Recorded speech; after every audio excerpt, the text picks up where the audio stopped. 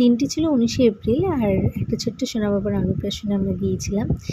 তো প্রথমে ছিল স্টার্টার, তার সাথে আমরা অল্প করে স্টার্টার খেয়েই আমরা চলে গেছিলাম মেন কোর্সে চলে এসেছিলো দেখো গরম গরম ভাত, মুসুর ডাল পাতলা করে, তারপরে ঝুঝরো আলু ভাজা, আর তার সাথে ছিল মাছের একটা চপ আর স্যালাড।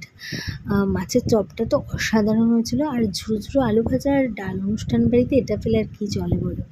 তারপরে চলে এসেছিলো এঁচোড় চিংড়ি, আর আমি যেহেতু একটু আস্তে খাচ্ছিলাম তো দাদাদের সাথে আমার একটু মিসম্যাচ হয়ে যাচ্ছিলো, ওনারা একটু তাড়াতাড়ি সার্ভ করছিল।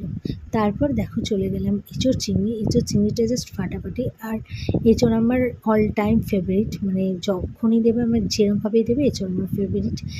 তো এঁচোড় চিংড়িটাকে খেয়ে মাছটাকে নিলাম, দই কাতলা। আমি যেহেতু মাছ ছোটোই নিয়েছিলাম সেই দিন, তো মাছটা খুবই টেস্টি ছিল আর খুবই সুন্দর ছিল মাছটা, দেখতেই পাচ্ছ। তারপর মাছটা দিয়ে একটুখানি খেয়ে তারপরে চলে গিয়েছিলাম চিকেনের লাল লাল কষা কষা ঝোল আর চিকেনটাও জাস্ট ফাটাফাটি হয়েছিল।